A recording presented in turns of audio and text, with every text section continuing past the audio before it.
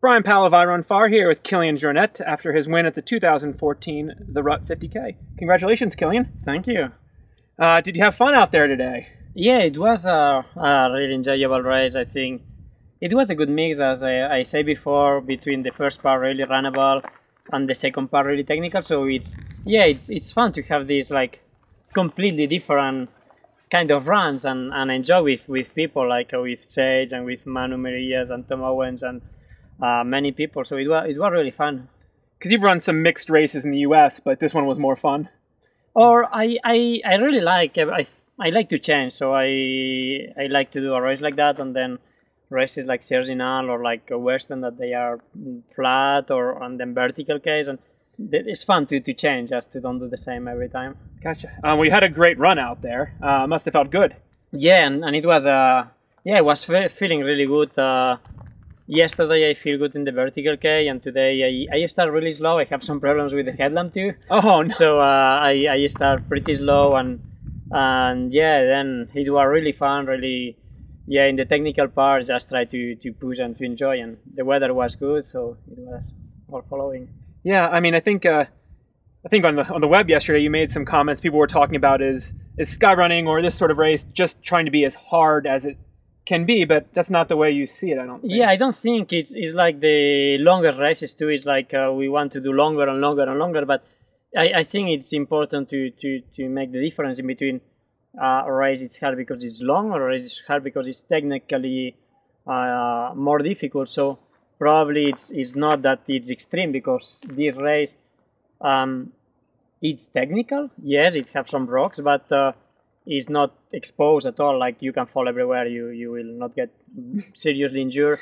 But yeah, you need to dominate the technique. But as you say, yeah, whereas you see during the race, you can run fast all the way. It's a 50k. We run in 5 hours, and you can really run fast. So it's not extreme. I think just that it's not a flat race. Yeah. But it's in the mountains. Yeah, it's in the mountains. So we need to. I think like. To understand that sky running is not like, I think this is athletics, this is mountaineering, and sky running it's in the middle, but it's in the mountains, so it can be closer to the mountaineering than to the athletics. We run, but we run in the mountains. But it's not always Kima where it's just rocking and scrambling. Yeah, it's nice that you can have a race like Kima that it's completely extreme, a race like here that it's some parts technical and some parts really runnable. A race like Dolomites where you can have some technical and really elevation, but never like you never put the hands. So to have everything in the same. So it's not it's not about the most extreme of the mountain. It's about embracing all the different aspects of the mountain. Yeah, and I think it's nice to make logical races. Or for me, the interesting thing is like you are here. It's a nice landscape, so it's a long peak there. So you want to climb there because the summits that you see. So the logical race is to go up there and down, and then you go to Kima, and it's a glacier race, so it's a glacier area. So the nice thing to do there is this crossing. So it's every place has his kind of race because it's a different morphology and different mountains. Nice.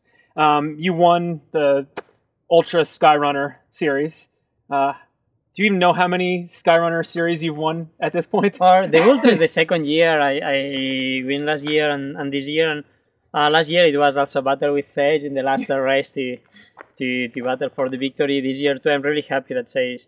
We had a nice battle today. He was really strong, really pushing in the beginning, and really I think he feel a bit tired in the last part, but he was really solid until the last kilometers. And also for Manu Merillas, that he's really young, he's just 23, and he will be really present in the future. Yeah, he ran a lot of skyrunning races this year, but was sort of never up with the likes of you at the end of a race. He was, I think, 7th at Transvolcania, that sort of finish. So you think he has room for improvement? Yeah, sure, because he's young and he's like he has been running and doing mountaineering and ski mountaineering for many years, but it's the first year that he started to really do like the World Cup, and in both long and short distance he has been improving from the beginning of the season to now. So the second place in Kima and the third today, it's really strong. Yeah, really. Every year you do a ton of racing. Are you taking a break now, or do you go on to more racing? Or actually, it will be this. It was the before last race, so next one it will be in Limone. So the final in short distance and in the vertical kilometers. So I for now I will go home and I have 3 weeks without racing. So it's a pretty long break. So I hope I can do some mountaineering. And then just to start to prepare for the vertical K in Limone. Is that going to be your focus at Limone? Yeah, depends. I think if it's bad weather, you can focus on training and racing. If it's good weather, it's easy to go to the mountains and just to do some climbing and just have some fun. Yeah. And later this year, you have Aconcagua. Yeah, later. Yeah. First, we will take a break and do some travels around. And then actually in November I will start the ski season, so start to training in the slopes for ski. And then December we go to Aconcagua, some come back running again. So it will be fun and really interesting with the altitude. So you'll keep mixing it up even more than maybe in the past, switching between running and skiing and or no, normally I stopped the ski season in May and then to November. But this year maybe put McKinley in the running season. I will put Aconcagua in the ski season, so it will be like the month that I take off from running to McKinley, you will put in December. So it's kind of like these big mountains are starting to dictate your season a little bit, or your seasons. Or I think you need to find different motivations every time, and I has been this. It's my I think 12th season in sky running and even more like 14 in ski mountaineering. So it's many years doing not the same races, but mostly the same races. So it's nice to find motivations on other sides, and I like mountains and I like to do this stuff. It's fun to see because you're taking that transition, and you've done it maybe a little earlier, and just seeing like Dakota Jones making posts about he's climbing near Annecy. Yeah. He's having fun there, and I'm happy for him. He's so talented, and he was, I think, so focusing in 100 miles, and it's always hard 100 miles because you never know what it will happen. So it's good that now he's there and he can have some climbs and with lifts and throws that it's a super good climber and other climbers from there, and just to take a break and refreshing the mind too. So maybe you'll hit the mountains with him a little bit when you're back in France? Yeah, we will see if it's good weather and he stay in around Chamonix, and we was talking about doing something, so we will see how the weather is. Well, whether it's running, alpinism, or skiing, keep enjoying the mountains, Kilian. Thank you, Brian.